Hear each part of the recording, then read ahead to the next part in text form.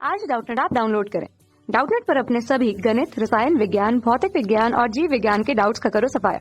बस प्रश्न की फोटो खींचो, एक ही प्रश्न को क्रॉप करो और तुरंत वीडियो सोल्यूशन पाओ। अभी डाउनलोड करें। हेलो, प्रश्न है उन घटनाओं के सही क्रम को चुनिए जो ऑक्सीजन की रक्त से ऊतक में आपूर्ति के दौरान होती है ना। यहाँ पर पूछा गया है ऑक्सीजन की रक्त से ऊतक में आपूर्ति, क्योंकि जब एल्वियोली यानी कुप्पिका में जब ऑक्सीजन आता है तो वो ऑक्सीजन हीमोग्लोबिन के साथ मिलकर के यह ऑक्सी हीमोग्लोबिन बनाती है ना, जो कि रक्त में मौजूद रहती है। इस रक्त से ये जो ऑक्सीजन है यह पहुँचेगी कोशिका में यानी ऊतक में, है ना। यहाँ का जो ऑक्सीजन है यह क्या होगा, पहुँचता है ऊतक में। तो इसके लिए यह टूट जाता है। हीमोग्लोबिन और ऑक्सीजन यहाँ पर क्या करता है, टूटता है। टूटने के लिए हाइड्रोजन आयन का होना जरूरी है। ये हाइड्रोजन आयन क्या करता है, हीमोग्लोबिन के साथ मिलकर के एक अवकृत हीमोग्लोबिन बनाता है और ऑक्सीजन को मुक्त करता है, जिसके कारण ये क्या होता है, ऊतक में चला जाता है। ऊतक में क्या होता है, जब ऊतक में यह ऑक्सीजन चला जाता है तो यहाँ पर यह ऑक्सीजन भोजन के अणु यानी कि ग्लूकोज को ऑक्सीकृत करता है और इसको तोड़ करके कार्बन डाइऑक्साइड और जल के अणु को बनाता है। यह कार्बन डाइऑक्साइड और जल के जो अणु होते हैं यह यहाँ से पहुँच जाता है आरबीसी की कोशिका में। और चूंकि आरबीसी की कोशिका में एक विशेष प्रकार का एंजाइम होता है जिसको हम लोग कहते हैं कार्बोनिक एनहाइड्रेज, है ना।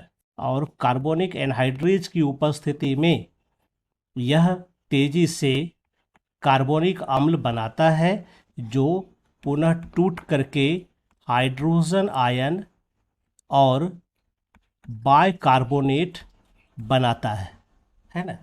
इस तरह से यह काम करता है। तो चलिए देखते हैं इसका क्रम क्या क्या हो सकता है। जैसे कि पहला दिया है रक्त द्वारा CO2 का अवशोषण, तो यह सही है। रक्त द्वारा क्या होता है, यहाँ पर कार्बन डाइऑक्साइड का अवशोषण होता है। ये जो कार्बन डाइऑक्साइड होता है यहाँ, है ना, ये कार्बन डाइऑक्साइड रक्त के द्वारा जब अवशोषित होता है तो आरबीसी में पहुंचता है जहां पर ये कार्बोनिक अम्ल के रूप में तैयार होता है। तो पहला क्रम हमारा ठीक है, ये पी नंबर हो जाएगा, है ना। दूसरा कहता है आरबीसी के अंदर अवशोषित CO2।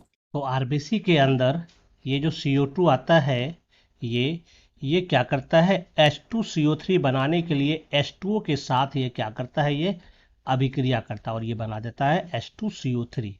और उसके बाद इसका परिवर्तन हाइड्रोजन आयन और बाइकार्बोनेट आयनों में हो जाता है। तो यहाँ देख सकते हैं। तो पी के बाद हमारा ये क्यू का भी क्रम क्या है, ये सही है। फिर कहता है इस लाइन में बाइकार्बोनेट बनाने के लिए अवशोषित CO2 की प्लाज्मा में H2O के साथ अभिक्रिया, यहाँ कह रहा है प्लाज्मा में H2O के साथ अभिक्रिया होती है और तब ऐसा होता है। ये ऐसा गलत होता है, ये प्लाज्मा में नहीं होता, ये यहाँ पर आरबीसी होगा। तो आर वाला तथ्य हमारा ये गलत हो जाता है, ये क्रम में नहीं आएगा।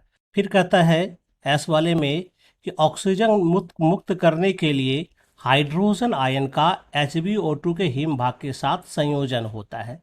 तो यहाँ पर क्या होता है, ये जो हाइड्रोजन आयन निकलता है यही हाइड्रोजन आयन जो है क्या करता है, HbO2 को जब मिलता है तो यह ऑक्सीजन को क्या करता है, यह मुक्त कर देता है और पहुंच जाता है ऊतक में, है ना। तो ये क्रम हमारा फिर सही आ रहा, PQ, उसके बाद आएगा हमारा S का क्रम। फिर कहता है कि जो अपचयित हीमोग्लोबिन के निर्माण तथा ऑक्सीजन मुक्त करने के लिए बाइकार्बोनेट का HbO2 के हिम भाग के साथ संयोजन, तो ये गलत होता है। यहाँ पर जो अपचयित हीमोग्लोबिन होता है यानी HHB, है ना, ये कहता है कि इसका निर्माण तो ऑक्सीजन मुक्त करने के लिए बाइकार्बोनेट का HbO2 गया, इसका कहता है संयोजन। तो ये ऐसा नहीं होता है, ये यहाँ पर टी क्रम भी गलत हो जाता है। यानी हमारा जो क्रम आता है वह PQS का क्रम आता है। तो PQSS में नहीं है, इसमें भी नहीं है, इसमें है। ये हमारा सही उत्तर होगा, तीसरा नंबर विकल्प, है ना। तो सही उत्तर 3 नंबर होगा। धन्यवाद। कक्षा 6 से 12वीं से लेकर नीट, IIT, JEE वो एडवांस के लेवल तक 1 करोड़ से ज्यादा छात्रों का भरोसा। आज ही डाउनलोड करें डाउटनेट ऐप या व्हाट्सएप करें अपने सारे डाउट्स 8400 400 400 पर।